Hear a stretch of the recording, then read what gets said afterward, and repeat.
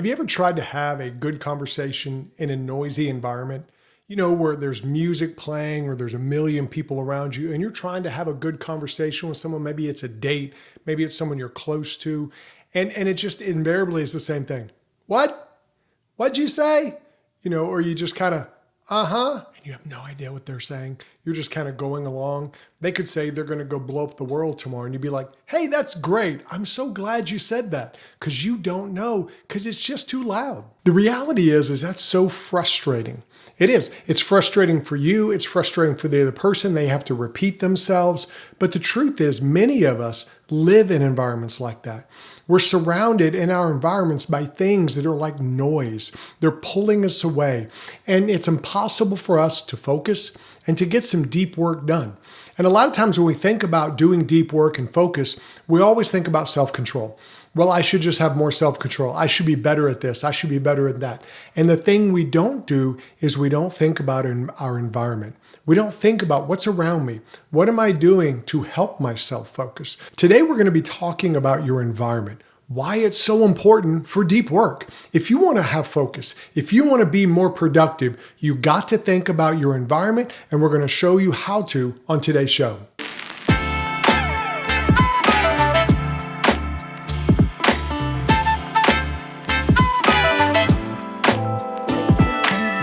Hey guys, I'm David Maxwell from thrivingman.com, where we help you conquer your everyday chaos and live a thriving life.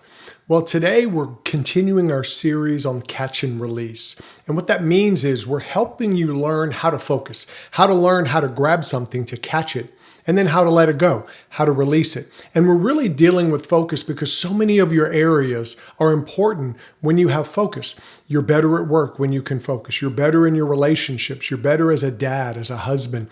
Everything gets better when you can focus better. So if you haven't watched all the videos, I encourage you, check out all the videos up to this point, all the podcasts up to this point on the Catch and Release series. And we believe it's going to help you learn how to focus better. That way you can thrive in your life. And while you're at it, don't forget to subscribe and share this with some friends of yours who you think it could help. Now, I have to say something, and it's really kind of a confession time. In school, I was a slob. I really was. I remember in high school, my room was just complete chaos, and I had like this one little space by my bed where I could stand. In college, I wasn't much better. I had carpet up on the wall. Now, that was because we lived in a dump, and it had holes in the wall. So we had carpet up for insulation, but I was still kind of a slob. I tell my wife now, I said, I think I washed my sheets some during a semester. I just don't remember doing it that much. So it was pretty bad. And that was my environment. So you know what? I didn't learn a lot. I can't really remember a lot of what I did in school. I think I kind of got it in, regurgitated it on a test, and moved on because my environment was so chaotic.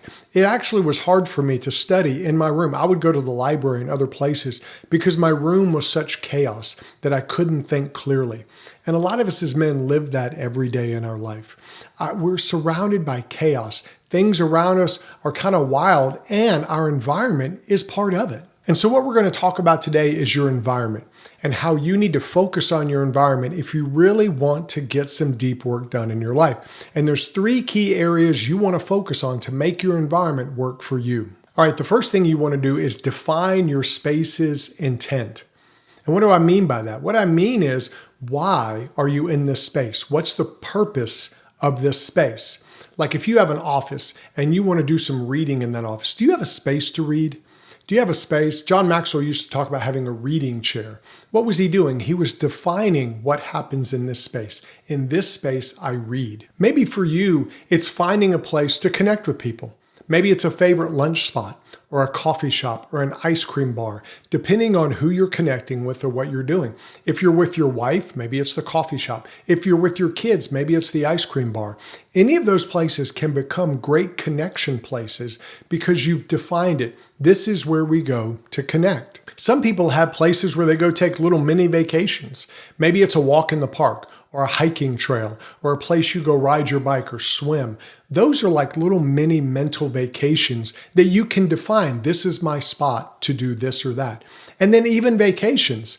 I think there's different kinds of vacations. There's the relaxing vacation where maybe you go to the beach or go to the mountains and you just kind of chill. And then there's the memory vacation, like going to Disney or an amusement park. You don't get a whole lot of relaxing there, but the purpose of the spot is to make memories. So you go to do that. And what are you doing? You're defining what is the intent of this space? What am I doing with this space? Because the truth is your environment decides your habits. Whatever your environment is, that's really going to decide what you do in your habits. It's just like during COVID-19. A lot of people had to work from home. And the people who did better were the ones who picked an office space. Even if they didn't have a separate room, they knew that, okay, when I sit at the table with my computer open and this, that's my office. That's my office space. And what it did was it helped them set the environment. This is where I go to work. But the people who didn't do that, they just sat on the couch just like they always do. Well, the tendency was to watch TV or do something else rather than work. So they had a hard time. So what you want to do in your life, if you want to get deep work done, is you want to start defining a space's intent. What do I do with this space? Where do I go to get certain things done? And when you do that, you'll find productivity become easier in those spaces. The second thing you want to do is align your space with your schedule. So what you want to do is if you want to get something done, what's the space you go to do that with? Like we talked about earlier, connecting with your wife. If you want to have a good conversation with your wife, where do you go to do that? What space are you going to do that in? Because what you're doing is you're aligning your space with your schedule. I want to have a date with my wife. I want to connect with her. Well, you don't take her to an amusement park to do that. You don't take her to a wild environment. You take her somewhere where you can have conversation, where it can be intimate. It could be a coffee shop. It could be a park. It could be a restaurant. Any of those places can work for you because you're bringing the space into your intent of what you're doing. You're aligning it with what you want to do. Like, for example, when my kids were little, I used to have to take them to school.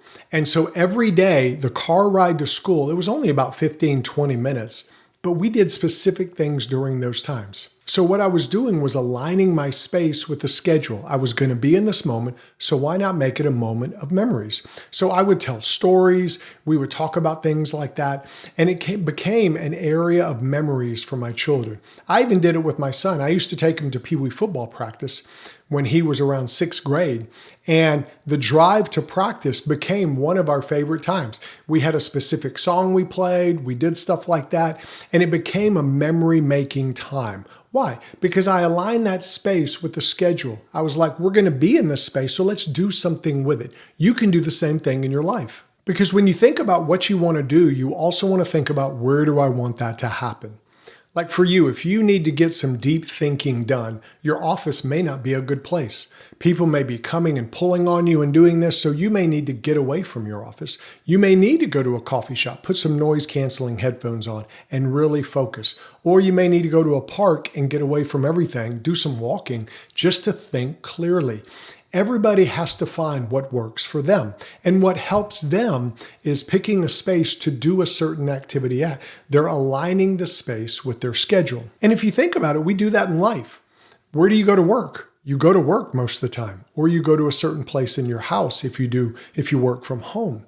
Where do you go to work on the car, to store things? That's your garage. That's the space for that. Where do you go to work out? A lot of people go to a gym. The gym is where I work out. The gym is where I'm focused on working out. What you're doing is you're aligning your space with what you want to do. And you can do that in every area of your life. The third thing you want to do is orient your mental landscape. Now, what does that mean?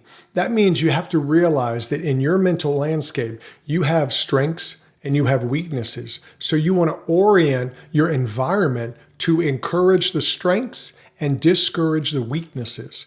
And a lot of guys don't think about that. They don't think about what am I doing in my environment to help myself make better decisions. Like some people, if they want to work out, they lay their clothes out the night before. They put all their clothes out the night before. And what does that do? That shows them this is what I want to do. So when they wake up the next morning, the clothes are all ready. They don't have to think about it, and they're more likely to do what they want to do. So they've oriented their mental landscape to accomplish what they want to accomplish. You want to do that in other areas of your life. You want to set up the environment to help you make the right choice and not the wrong choice. Because the truth is we all fight ourselves. We all have that part of us that wants to do what we shouldn't do. or what doesn't help us. It's that addictive side of us, or it's that side that just wants to be lazy or procrastinate. And so what you want to do is discourage that side. Instead of sitting there and feeling bad and going, well, I shouldn't feel that way, just go with the reality. Okay, I do. What can I do to fight it naturally? What can I do to set the environment where I don't give in to it? Like, for example, some people have a phone bed. So at night, they put their phone to bed. They put it in another room so it doesn't disturb them. They use a real alarm clock and not their phone. Why? Because they know if the phone is right by my bed and I have a hard time sleeping, I'm going to reach for my phone. Or I'm going to reach for my phone first thing in the morning and it's going to pull me away from what I need to do. A lot of people do things like that because what they're doing is orienting their mental landscape to what they want to do. They're fixing their environment to encourage themselves. Some people do things where they put blocks on their phone, or they set up their computer where certain aspects and certain notifications don't show up because they know it will distract them. There are guys who don't want to look at pornography, but they have a weakness to pornography. So what do these guys do? They put blocks on their computers and on their phone. And what are they doing? They're setting the environment so they make the right choice. So it helps them make the right choice. And that's what you want to do. If you have a weakness for Bluebell ice cream at 10 o'clock at night on a Friday night when you're binge watching a show on Netflix, don't keep it in the house. You could say, well, I shouldn't eat it. Well, okay, I get that. But if it's in the house, you're going to eat it. You're going to think about it. You're going to obsess on it. And you're going to find yourself sitting there with a spoon, feeling bad, but shoving it in your mouth. So what do? You don't buy Bluebell. You don't bring it to your house. And what you're doing is you're setting the environment to orient yourself to make the right choice. And that's what we want to do, is set up the space where we don't give ourselves the option to do the wrong thing. So guys, this week, what you can do is pick one area of your life that you maybe want to get better at. Or maybe you want to do something different, and then orient your landscape, your environment to help you make that choice. Maybe it's reading instead of scrolling on your phone. Well, have a place you put your phone. Have a place you go read. Maybe set up a reading area. Maybe have music playing and your phone in the other room with notifications turned off where it doesn't distract you. Maybe you set a timer to read during that time. I'm going to read 25 minutes, and you set a timer, and that's what you do. What you want to do is find what helps you. Maybe you and your wife have a hard time talking, connecting. Maybe when the kids are there, find a way to talk. Maybe it's going for a walk. Maybe it's going to a coffee shop. Maybe it's meeting for lunch. Do a thing where you pick the environment that helps you make that good decision. And as you do that, you'll begin to see that, oh, this gets easier. I can do this more and more. And you can. And you'll be amazed at how much deep work you can get done in your life. Hey guys, if you want more resources to help you grow as a man, go to thrivingman.com. We have courses there to help you mentally, physically, emotionally, spiritually, in any of the four main dimensions of your life. We want you to be a better man, to have a better life, and at thrivingman.com, it can help you do it. We'll see you in the next show. Thanks for listening to the Thriving Man Podcast. If you want to check out more resources from David and Reese, you can go to thrivingman.com. We'll see you in the next episode.